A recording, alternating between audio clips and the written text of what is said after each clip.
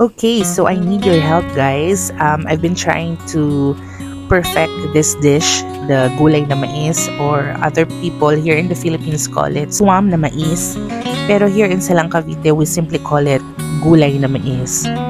Tinry ko naman lahat ng mga tips na na-receive ko like using hugas bigas para daw lumapot and also doing twice ng paggadgad ng busil ng mais. Yung first, na parang pag-slice or pag-scrape dun sa busil, and then yung last one, yung sasaidin mo talaga yung natitira dun sa busil ng mais.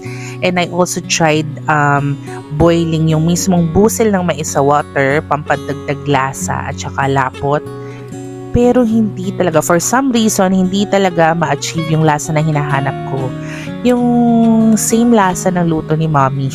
Tuwing umuulan kasi or sometimes pag Sunday, family day sa bahay, nagluluto si mommy ng gulay na mais. Tas sobrang sarap na talaga, napapadami yung kain.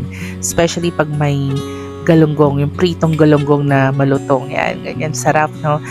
Pero ayun, so can you please tell me kung anong mali dito sa process na ginawa ko? Thank you!